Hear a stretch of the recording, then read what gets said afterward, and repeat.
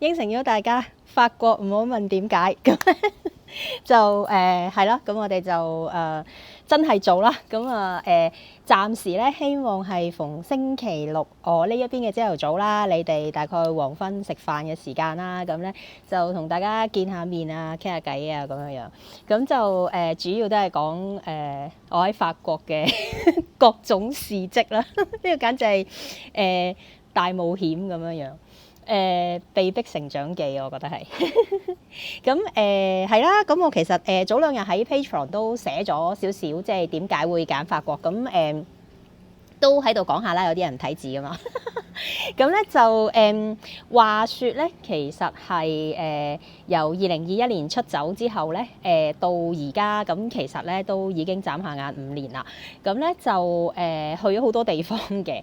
咁好多人都好似覺得點解你周圍走啊，你又爽啊正啊，即係去旅行啊旅居啊咁。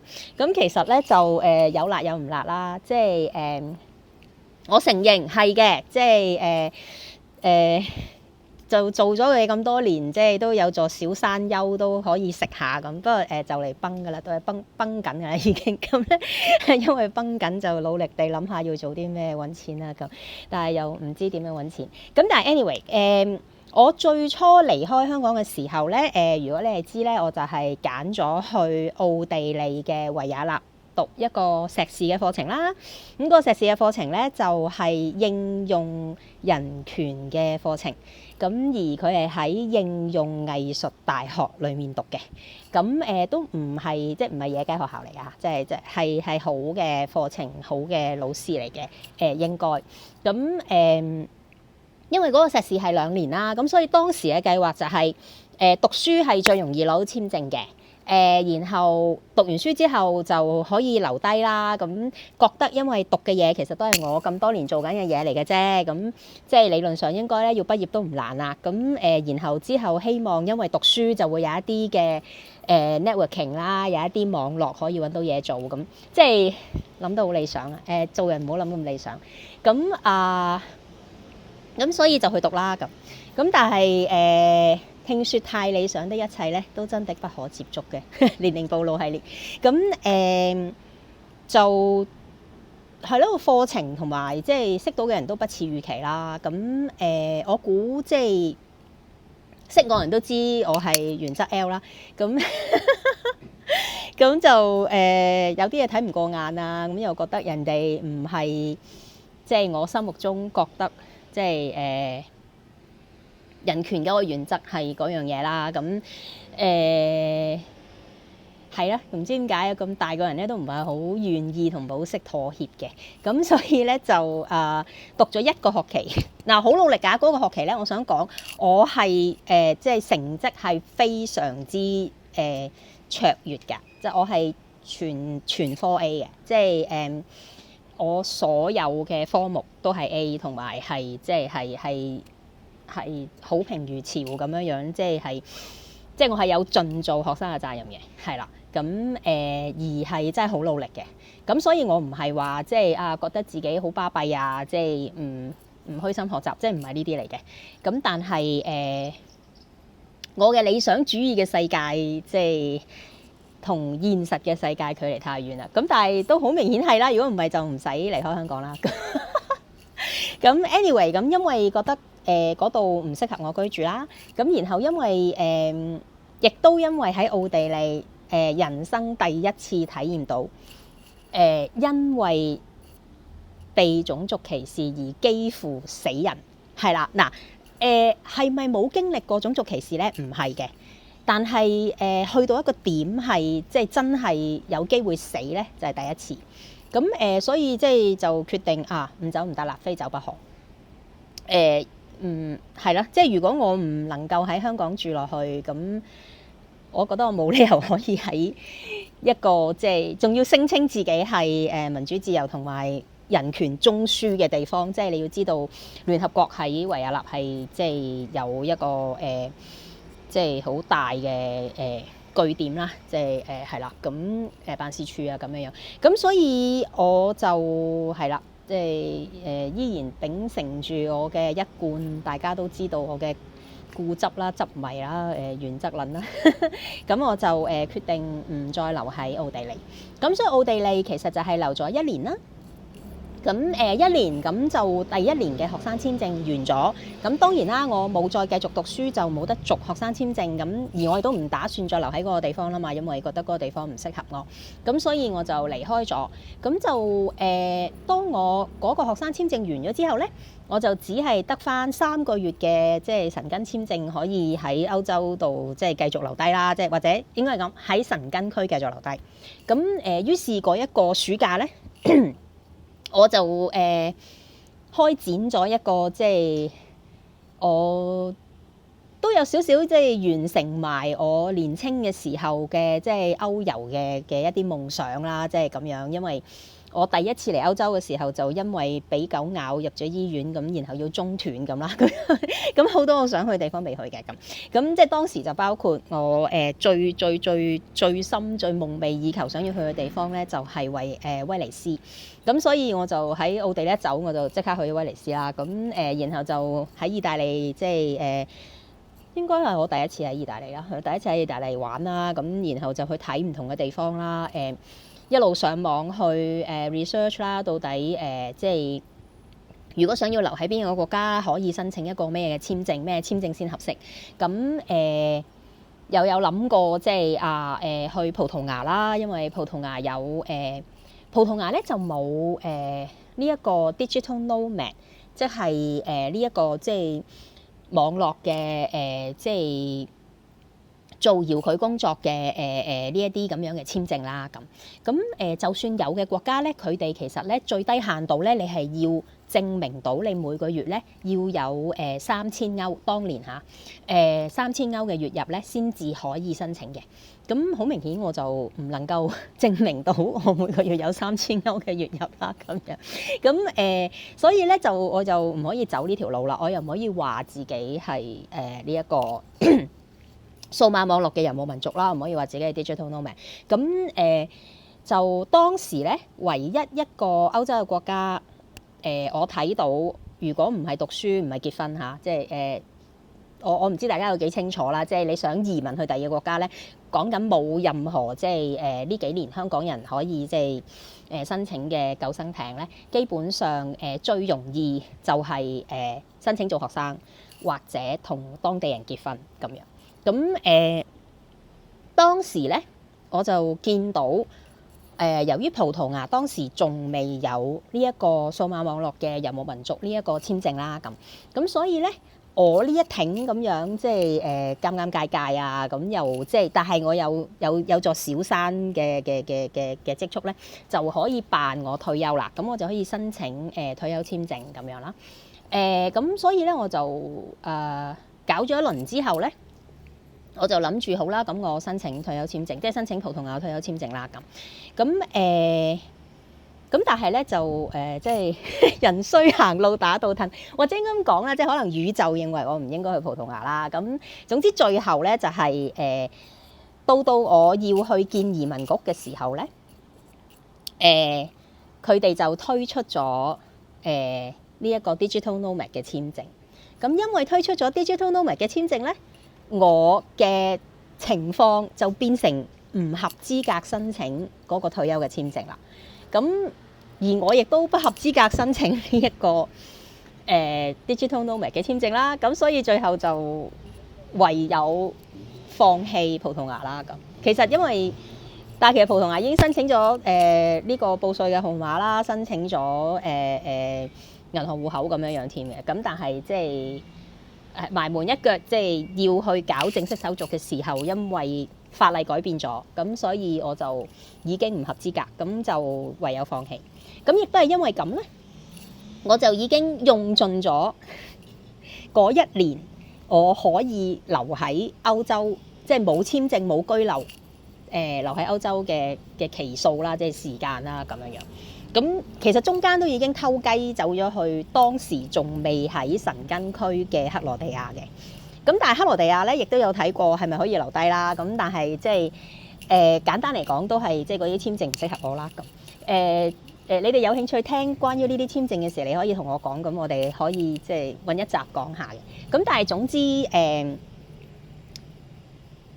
為咁樣2022年嘅年尾，咁我就決定，我其實一直都好想去哥倫比亞，係啦，即係嗱，我有一個 list，即係我想去嘅地方啦，咁就走上網睇啦，咁就做啲資料搜集咁樣樣，咁就發現，喂，其實而家哥倫比亞都 OK 嘅咯喎，即係好多人都講話，即係就算一個女仔去，即係都安全啊，即係你識揀啲地方啊，睇咩地方啊咁，我去學西班牙文，好想學西班牙文。咁你如果知我當時嘅伴侶係即係講西班牙話㗎啦，咁所以我就咁好啦，我哋就卒之的起心肝學西班牙文啦咁樣。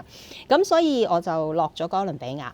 咁哥倫比亞當時咧，我揸住美國護照就可以本身已經可以留3個月啦。咁然後咧，你只要加錢就可以延期留多3個月。咁即係以遊客嘅身份咧，我就可以喺哥倫比亞留半年。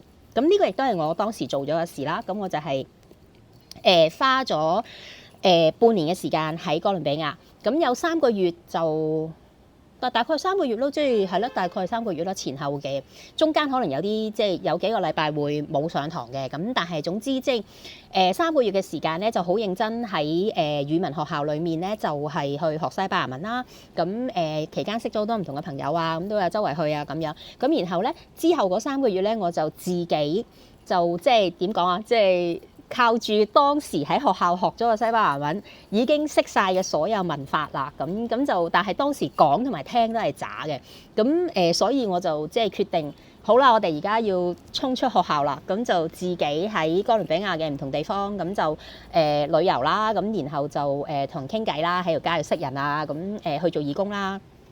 咁我其實嗰陣時又喺 YouTube 出過1-2條片，係講關於我喺其中一個地方叫 Necoclí， 就有好多委內瑞拉嘅難民啦，海地嘅難民啦，亦都有嚟自中國大陸嘅難民啦。咁佢哋就想偷渡由Necoclí呢個地方咧，佢哋就坐船，然後咧就喺當年好出名嘅，又講咗好耐嘅一個 Darien 嘅一個森林最危險嘅一個偷渡嘅路線啦。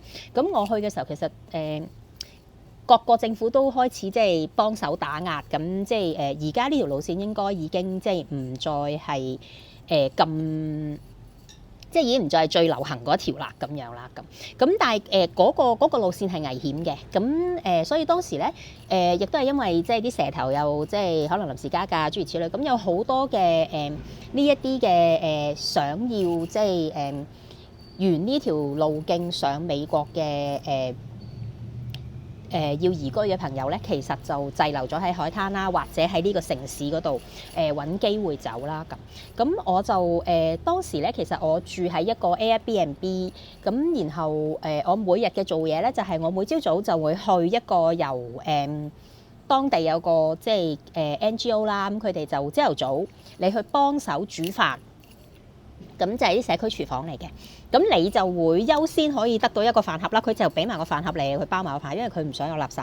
咁你每日就去啦，幫手煮飯啦。咁然後到夠鐘派飯之前，咁你就已經攞咗你嗰個飯，你就可以走啦。咁然後其他人佢哋可能喺沙灘，佢哋就會收到有呢個 coupon，咁佢哋就夠鐘，佢哋就會去排隊，咁就去攞飯咁樣啦。咁嗰盒飯咧好大盒嘅，我咧係可以當晏晝夜晚食晒，所以我喺Necoclí嘅時候係好開心嘅，即係咧我係唔使錢，每一日就係去幫手煮飯，朝頭早。咁然話幫手煮飯其實就係即係批下薯仔皮啊，切下蘿蔔啊，切下番茄啊咁樣，都唔使煮嘅。咁你就又傾偈啦，又係繼續即係學法文練法文啦，唔係，sorry， 學西文練西文啦。咁跟住啲委內瑞拉朋友就笑下我啊，又教我講下粗口啊呢啲咁樣啦。咁就到晏晝，其實即係講11-12點，我哋就收工㗎啦。咁跟住我就拎住嗰盒飯，我就嗰一日就已經有午餐晚餐啦。咁然後我就翻屋企，咁我就食完嘢，即係食咗少少嘢，咁跟住我就可以喺沙灘附近就即係揾人傾偈啦，去識人啊，去睇下有啲咩可以幫佢哋手啊咁樣啦。咁就然後就翻嚟剪片啊，整嘢啊咁樣。咁就當時喺 Nicosia 就咁樣生活啦。咁然後我間 Airbnb 咧，其實就係一間屋隔離就有一個客房，但係佢係獨立門戶嘅咁樣，咁即係又有自己廁所。咁所以其實即係有一日咧，就係無端端嗰度剪緊片咧，就有中國人咧就走入嚟啦。咁我會等陣先，你做咩入嚟我屋企？即係我呢度係我，即係我租咗呢度，你揾乜嘢？咁然後就先知我原來佢租咗隔離咁。咁跟住我就幫佢即係同即係揾翻個屋主啊、成啊咁樣啦。咁就呢家人咧，佢哋係喺江蘇嚟嘅。咁就咁佢哋喺度嘅時間，其實佢哋就係即係想要沿住呢一個樹林嘅路徑，即係上美國啦。咁我就即係幫佢哋翻譯啊，有幫佢哋即係安排一啲嘢啊咁樣樣啦。咁佢哋而家其實係即係成功地已經即係住到喺美國。咁好好啊！佢哋即係太太係定時定候過年過節都會同我有聯絡啊，有 send message 啊，講即係呢一個新年快樂啊、聖誕快樂啊，即係呢啲咁樣樣啦，即係有交換下咁。咁係啦，咁都好感恩嘅。咁當時其實有蛇頭咧係撩我留低。嗱，你要記住，我真係想留低喺哥倫比亞㗎。我又有睇過，即係佢哋可以即係我有冇辦法申請到嘅簽證咁。咁但係我真係買唔起樓啊嘛，即係我有俾個錢同即係律師傾偈添嘅，即係咁但係即係冇嘅，你冇自己冇咁嘅能力就係冇咁嘅能力啦，即係咁。咁亦都有人同我講你結婚啦，即係咁我相信如果我肯嘅話咧，係一定冇問題，係會揾到人同我結婚嘅。我喺拉丁美洲加勒比海係相當受歡迎，係啦，即係咁日日都會有人撩我傾偈，係即係啦咁樣。咁係啦，咁蛇頭咧就知道喂嗰度有個亞洲女仔可以即係識講西班牙文，可以幫手翻譯喎。咁當然當時仲未講得好好嚇，咁但係即係大家即係係啦，跟下咁都即係有進步啦。我啲進步都係咁嚟。咁我都真係好慚愧地講，我當時其實唔係冇諗過 say yes 嘅。咁但係當然即係作為一個人權撚，作為一個原則撚，去到尾都知道即係呢個係販賣人口嘅事情啦。呢個係即係其實唔係完全違反人道主義人權嘅事情啦。咁所以我真係唔能夠參與其中啦。即係無論我有幾絕望，即係幾需要一個地方留低，同埋就算我留低，應該都未必係合法嘅留低嚟嘅，即係咁樣。咁所以 anyway 啦，咁最後就即係 say no 啦。但係佢哋係即係佢同我講，佢話我可以俾地方你住啊，我可以即係啦，供應伙食啊，出糧俾你啊，即係咁樣嘅咁。咁但係冇啦，最後 say no 啦。咁 say no 之後，咁就到夠期就要離開哥倫比亞啦。咁離開哥倫比亞就即係又有諗去邊，咁都係想翻嚟歐洲。由始至終都係想翻嚟歐洲嘅。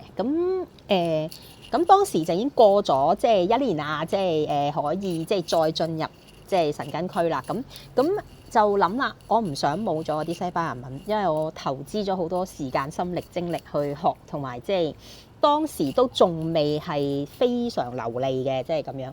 咁就俾我見到咧，西班牙有一個碩士就係讀翻譯。咁佢讀翻譯咧係讀影視傳譯。咁即係咩咧？即係做字幕咯，咁通達字幕咯，口述影像咯，咁咪即係我嗰份嘢咯。因為我其實咧真係好唔中意讀書，大家覺得哇你有個碩士，唔係，我係只不過真係需要簽證，我就不斷揾一啲其實我唔使讀，即係我已經識嘅嘢，我只係咁 anyway 啦。咁我就諗啦，好啦，就算我西班牙文唔夠好，咁嗰樣我識㗎啦嘛，咁同埋即係總之交好功課就得啦，即係咁我咪當即係我就同自己講，如果佢收我咪當佢上即係高級西班牙文咯。咁佢係要面試嘅，咁就有即係網上，我記得呢個面試咧，我係喺 Bratislava 喺斯洛伐克斯洛維基，我唔知中文係咩 ，sorry。你知道以前咧捷克就係 Czechoslovakia 係，而家就拆開咗兩個國家，咁就唔係捷克嗰邊，係 Slovakia 嗰邊嘅首都叫 Bratislava。我喺嗰度嘅一間 Airbnb 咧，就同呢一個課程嘅總監咧做呢一個西班牙文嘅面試嘅 interview 嘅。咁我成個報名嘅過程咧都係喺呢個國家同埋喺捷克期間做嘅。當時我喺捷克參加雙年展啊，就見朋友係啦。咁喺嗰個期間就決定試下揾到呢個碩士，咁就即係報名咁。咁然後面試嘅期間咧就發現，喂，我聽得明喎，我聽得明當時應該聽得明80%至90%嘅，其實係去到尾咧，因為佢無端端問我成績表嗰啲嘢，即係咁我就唔 get，即係因為我哋可能我太耐冇做呢啲即係讀書嘅面試咧，即係我完全冇諗過佢會問我呢條問題，咁唔 get。咁但係即係基本上其實係 OK 應付到。咁老師都同我講，佢話佢覺得我應該都可以應付到，同埋佢會俾我揀我個 final project 係可以即係用英文做嘅，因為其實翻譯啫嘛。咁即係佢哋可能就係英文譯西班牙文，咁我咪西班牙文譯英文咯咁樣。咁咁我當時嘅諗法係又係呢個一路子即係天真無邪的想法，就覺得喂嗱，我只要讀到呢個碩士，我畢到業，咁然後因為佢中間係有呢一個嘅 intern 嘅，即係你要做實習嘅。咁supposedly 咧學校係會幫你揾實習嘅。咁我就覺得我只要有機會入到一間公司做到實習，就會有人請我噶啦。即係呢樣嘢咧，我到而家都好有信心嘅。即係我覺得。我只要有機會可以做到一件事俾人睇咧，咁我就無憂噶啦，即係啦，即係但係我點樣進入嗰件事咧就係一個問題。咁因此我嗰陣時就覺得咧，我讀呢個碩士咧係投資喺我嘅事業上面，就係投資落去一個人際網絡啦，投資落去一個即係市場認識啦，咁投資落去即係希望有實習之後就有嘢做啦咁樣樣。咁但係咧，好明顯啦，連實習佢哋都揾唔到俾我嘅。咁搞咗好耐咧，學校都幫唔到我揾實習啦。咁最後咧係我又好好彩啦，即係有朋友即係嚟西班牙探我嘅時候，咁就即係發現我有呢個苦惱。咁佢就同我講：喂，我識人係喺即係不過佢喺倫敦嘅。我識人喺倫敦係做呢個即係做呢啲嘢嘅喎，睇下佢幫唔到你。嗰晚就即刻 video call，成10點幾11點鐘嘅夜晚 video call 呢個人啦，咁然後傾咗一輪偈啦，香港人嚟嘅都係，咁好 nice 啦，就同我講話實習我哋暫時冇，但係有 freelance 嘢做唔做？梗係做啦！我話錢緊要過實習。咁所以咧就做咗第一個 job 啦，幫佢哋。咁跟住就冇啦，咁就畢業啦。畢業咁留唔到啦，因為揾唔到嘢做。老師直情咁同我講啊，老師係話你咧就算即係幾好，即係你西班牙文幾好，或者你語言幾好都好啦，你或者你做嘢幾好都好啦，因為你嘅母語唔係西班牙文咧，呢度唔會有人請你。咁都好實際嘅，翻譯呢一行係咁，呢個都係令到我其實想要揾翻譯好難，即係想要揾翻譯嘅工作好難嘅原因，因為 supposedly 我嘅母語係廣東話，係香港中文啦。咁而個 pairing 就係英文、西班牙文同香港中文啦。咁基本上冇乜人想要香港中文，即係如果你識斐語嘅話，就機會大好多咯咁樣。咁甚至乎台灣中文都會即係多好多，咁但係香港中文真係好少。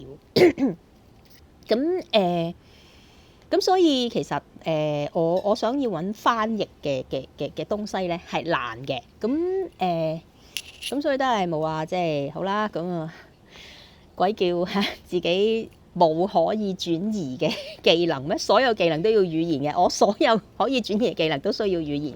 咁所以我就好啦，留唔到啦咁。有睇過其他簽證，譬如有揾工簽證啦。咁但係佢哋嘅揾工簽證咧都有少少古怪。咁但係今日主要講點解嚟法國，所以可以你哋有興趣知就話俾我知，咁我下次話俾大家知，即係西班牙嗰啲簽證係點啦。咁突然間變咗簽證專家。咁 anyway 就又有朋友嚟探我啦，西班牙嘅時候好多朋友嚟探我，有朋友嚟探我，佢就同我講啦，佢話喂你有冇諗過去法國啊？咁我冇諗過去法國，我唔中意法國。雖然我第一個學嘅外語即係英文以外就係法文啦咁。咁咧，佢就話唔係咧，佢話你睇下啦咁。佢話你唔一定要去，即係佢法國好大嘅，即係個地方都唔一樣。即係你，因為我唔中意巴黎，即係我話咁又咁啱嗰一年嘅夏天咧，有朋友就嚟南法，正正就係尼斯呢個地方。咁應該咁講，我哋約喺尼斯呢個地方見，但係我哋係去馬賽啊，去其他地方咁樣樣。咁我就話好啦，咁我過嚟睇下啦咁。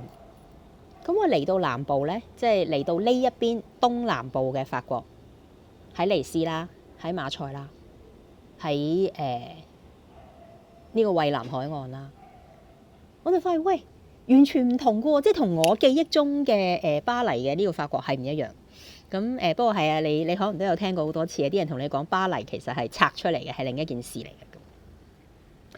咁於是乎，即係有朋友鼓勵我啦，同我講喂，好易嘅啫，好易嘅啫咁。咁我當時真係冇其他地方想申請或者知道可以點申請啊，因為所有能夠申請嘅簽證咧，都係即係點講啊？即係退休啦。咁退休嘅話，你就要退休金，我又冇退休金。佢哋唔可以，歐洲人係冇儲蓄呢個 concept，佢哋認為儲蓄唔係一個穩定嘅事情，即係佢哋要證明你真係每個月都要有收入，即使你退咗休，因為佢哋係有退休保障啊嘛，佢哋有退休金啊嘛，咁所以如果你申請退休簽證，你就要有每個月有退休金咁樣樣咯。咁所以我呢啲淨係攬住一個山嘅人咧，就基本上喺佢哋眼中咧，我係冇潛力嘅，即係我係冇貢獻嘅，咁亦都唔穩陣嘅，咁所以咧。好難啦，咁即係除非就係嗰啲大家可能有聽過就係黃金簽證，黃金簽證好明顯我人就唔會有黃金啦，即係唔可以申請呢啲黃金簽證啦。咁黃金簽證同埋多數都要半球噶，即係佢要買樓係半球歐元啊，sorry，係半球歐元啊，唔係半球港紙啊。咁所以即係冇可能啦，即係要憑着買樓地產呢件事唔得啦。退休唔得啦，要有嘢做冇啦，冇嘢做啦，咪係啦，都冇。咁我就周圍都其實已經冇辦法再諗到有咩簽證啦，我亦都唔能夠再花錢去讀多一個 master 或者 whatever。咁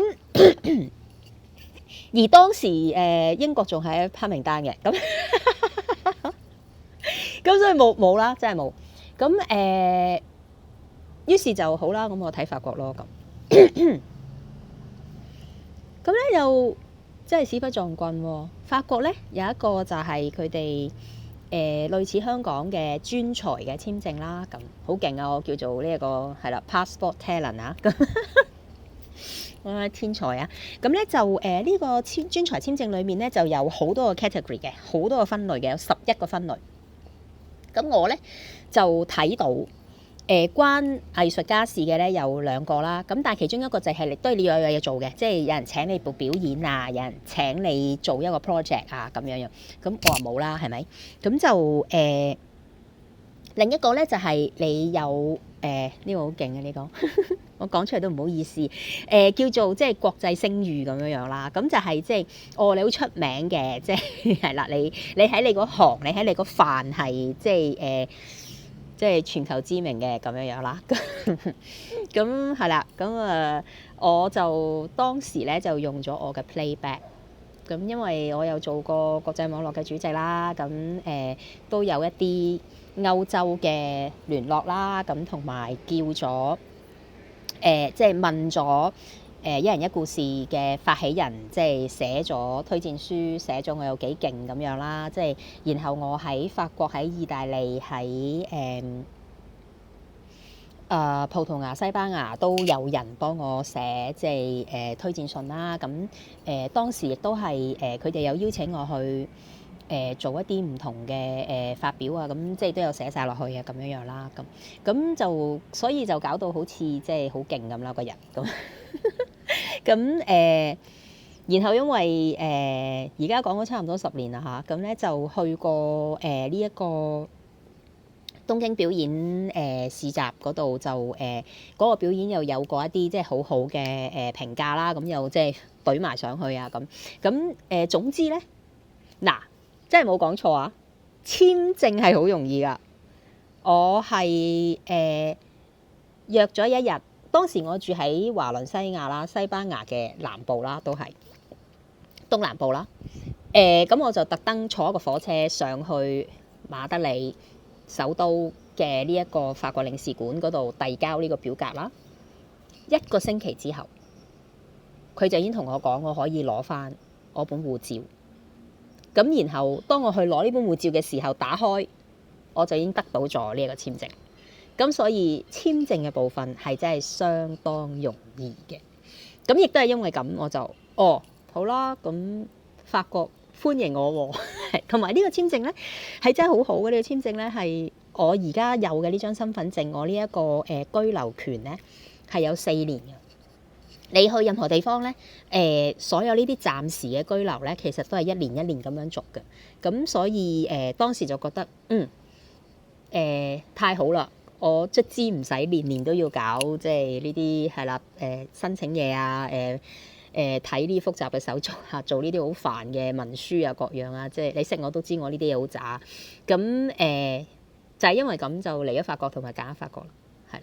咁今日就係講到呢度啦，已經半個鐘啦。咁係啊，大家可以留言啦，講下即係有咩問題啊，你想知啲乜嘢啊咁啦。咁下次再見，拜拜。